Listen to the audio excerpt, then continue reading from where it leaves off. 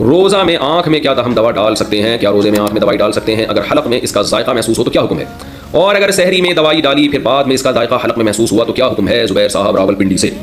جناب زبیر صاحب، آنکھ میں ہم دوا ڈال سکتے ہیں روزے کی حالت میں، کیونکہ سرما لگانا روزے کی حالت میں نبی صلی اللہ علیہ وسلم سے ثابت ہے، اور آپ سرما لگائیں نا تو حلق میں اثر محسوس ہوتا ہے، تو اس لیے علماء کہتے ہیں کہ یہ خلاف قیاس ہے، نبی سے ثابت ہے، لہٰذا دوا بھی ڈال سکتے ہیں آنکھ میں، اگرچہ اس کا اثر حلق میں محسوس ہی کیوں نہ ہو۔ اگر حلق میں اثر محسوس ہوتا ہے تو بھی روزہ نہیں ٹوٹے گا آپ کا۔ روزہ میں بلغم یا تھوک نکلنا کیسا ہے؟ روزے کی حالت میں اگر منہ میں بلغم یا تھوک آ جائے اور اس کو نگل بھی لیا تو اس سے روزے پر کوئی اثر تو نہیں پڑے گا؟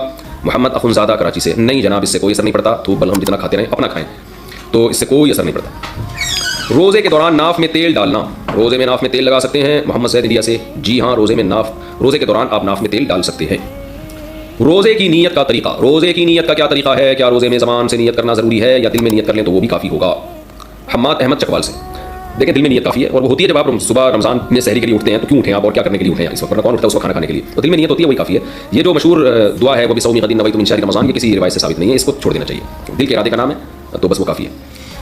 روزے میں مسواک کرنے کا حکم، روزے کے دوران مسواک کرنا کیسا ہے؟ نیز اگر مسواک کرتے ہوئے تھوڑا سا خون نکل آئے تو کیا حکم ہے؟ رفعت صاحبہ ڈیرہ غازی خان سے۔